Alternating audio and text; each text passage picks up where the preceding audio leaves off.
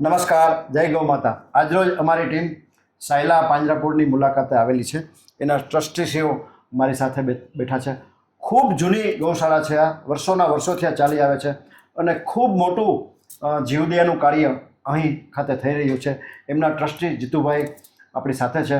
જીતુભાઈ, આ સંસ્થા કેટલા વર્ષ જૂની છે? ક્યારે સ્થાપના થઈ હતી? કોણે સ્થાપના કરી હતી? 1815માં સ્થાપના થઈ છે. એટલે 200 વર્ષ થઈ ગયા. 200 વર્ષ જૂની આ પાંજરાપોળ છે મિત્રો. 200 વર્ષ. અને આજે અમારી જમીન છે 172 એકર જગ્યા. 172 એકર જગ્યા છે. કદાચ ગુજરાતમાં આવડી મોટી જગ્યા કોઈ પાંજરાપોળ પાસે નહીં. જે અમારા સ્ટેટ એટલે સાયલા મહારાજા શ્રીએ જી કરણસિંહજી બાપુએ આ સાયલા મહાજન પાંજરાપોળને ગૌશાળા કે પાંજરાપોળ બનાવવા માટેના શરતે આ અમને સોંપેલી છે. અને આજની તારીખમાં સાયલા મહાજન પાંજરાપોળની માલિકીની આ 250 એકર જગ્યા છે. ખૂબ સરસ. જીતુભાઈ, અહીંયા કેટલા જીવોની સારવાર, કેટલા જીવોને રાખવામાં આવ્યા છે? કેટલા જીવો સારવાર નીચે છે? હાલ અત્યારે 2000 પશુ અમારી પાસે છે. સારવાર નીચે 15થી વધારે નહીં હોય. અને એનું કારણ છે કે અમારે ત્યાં ઘાસનું પોતાનું જ અમારું ઉત્પાદન છે. અને ઘાસ અમે લગભગ 4 મહિના અમારું પોતાનું જ થાય છે. અને રોજનું 1500 મણ એવરેજ ઘાસનો વપરાશ છે અમારો. અને બધા પશુઓને ખૂબ સાદા મળે એવું કામ છે. બીજું અમારી પાસે 2 તળાવ છે પાંજરાપોળમાં. ત્યાં અમારું પાણીનું જે વ્યવસ્થા છે એ ઘણી ઓછી છે. તે છતાં અમારું પાણી મીઠું છે. એના હિસાબે પશુઓને ખૂબ સાદા રહે છે. અને બહુ સારી રીતે અમે જાળવણી કરી રહ્યા છીએ. અત્યારે 2000 પશુમાંથી માત્ર 10 કે 12 પશુ માંદાય છે. એનાથી વધારે માંદા છે નહીં અમારી પાસે. તો મિત્રો, જીતુભાઈ આપણને માહિતી આપી એમ જીવદયાનું ખૂબ મોટું સારી રીતે કાર્ય આ સંસ્થામાં થઈ રહ્યું છે. જીતુભાઈ, આ ઉપરાંત તમે હોસ્પિટલ માટેનો એક પ્રોજેક્ટ અત્યારે ચાલુ છે, એનું બાંધકામ પણ ચાલુ છે. તો હોસ્પિટલના પ્રોજેક્ટ માટે માહિતી અમને આપો. કેટલા કિલોમીટરના એરિયામાં આવી હોસ્પિટલ નથી? હોસ્પિટલ ક્યારે શરૂ થવાની છે? થઈ જાય પછી દરરોજ આશરે કેટલા પશુઓની સારવાર થશે અહીંયા? જો અમારે આ હાઈવે ઉપરનું ગામ છે રાજકોટ અમદાવાદ હાઈવે ઉપરનું ગામ છે. જી. સાયલા અમારું સેન્ટરમાં આવે છે. 100 કિલોમીટરના એરિયામાં આવી આધુનિક હોસ્પિટલ ક્યાંય છે જ નહીં, જે અમે બનાવવાના છીએ. અને આજે આપણા સહયોગથી રાજકોટમાં ધીરુભાઈ કાનબાર, મિત્તલભાઈ ખેતાણી, પ્રતિકભાઈ સંઘાણી, હેમલભાઈ કપાસી, આ બધાને અમે પ્રેરણાથી અત્યારે હાલ અમે આ હોસ્પિટલનું કામ ચાલી રહ્યા છે. જેમાં 2 એકરથી વધારે અત્યારે અમે જગ્યા ફાળવેલી છે.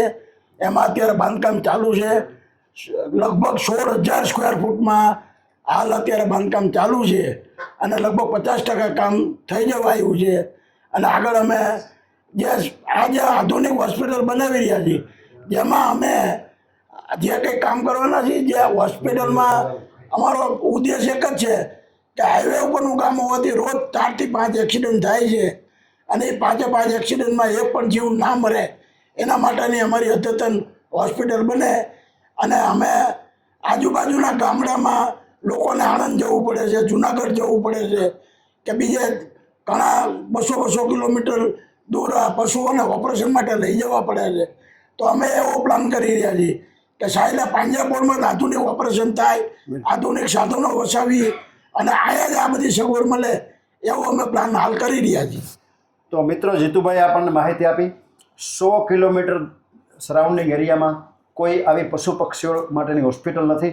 અતિ આધુનિક પ્રકારની હોસ્પિટલ આ પાંજરાપોળ ખાતે ટૂંક સમયમાં શરૂ થઈ રહી છે. બાંધકામ અત્યારે ચાલુ છે.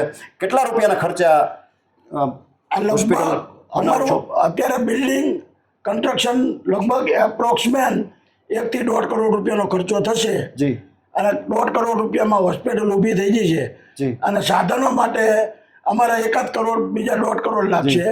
અને પછી મેનેજમેન્ટ માટે અમારો આખો પ્રોજેક્ટ 7.5 કરોડ રૂપિયાનો થાય છે ટોટલ. તો દર્શક મિત્રો, જેમ આપણને જીતુભાઈ માહિતી આપે કે 7.5 કરોડને ખર્ચે 100 કિલોમીટરના પશુ પક્ષીઓને સાતા મળે, એની બીમારીમાંથી બહાર આવે, એના માટે આ સંસ્થા હોસ્પિટલ બની રહી છે. એમાં મુખ્ય દાતા કોણ કોણ છે જણાવશો? મુખ્ય દાતા લંડનથી હરેનભાઈ ઠાકર, પછી અમારા વિરેન્દ્રભાઈ, અમારા પ્રમુખ શ્રી વિરેન્દ્રભાઈ મણીલાલ શાહ, પછી બીજા ગોપાલભાઈ શાહ, પછી ઘણા બધા થઈને અત્યાર સુધીમાં 2,25 લાખ રૂપિયા સુધીનું ફંડ અમારી પાસે હાલ આવી ગયું છે.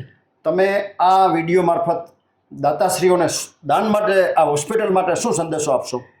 જો આ આધુનિક હોસ્પિટલ બનાવવા માટે હજી અમારે દાનની બહુ જરૂર છે અને જેટલા દાતાઓ અમને મળે અને અમને અહીંથી સારી સારી વ્યવસ્થા માટે ડોનેશન મળે એવી અમે અપીલ કરી રહ્યા છીએ.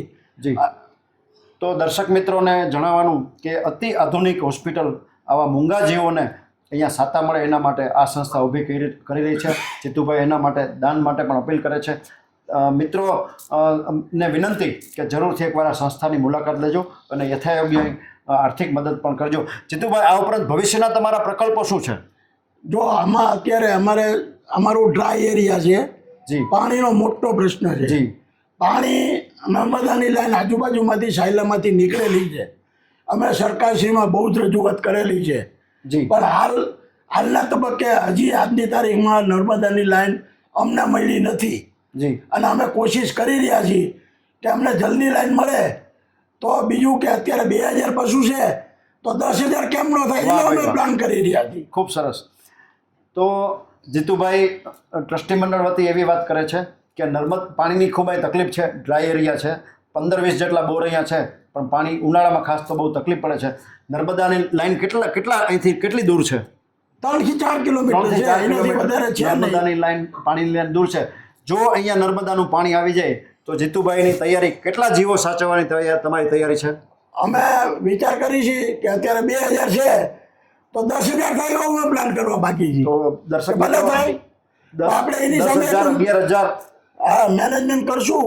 આજે ગુરુદેવ નમ્ર મુનિ સાહેબ બી અમારા ઉપર બહુ જ મહેરબાન છે. વાહ. બહુ સારું અમારા હમણાં ફંડ આપી રહ્યા છે.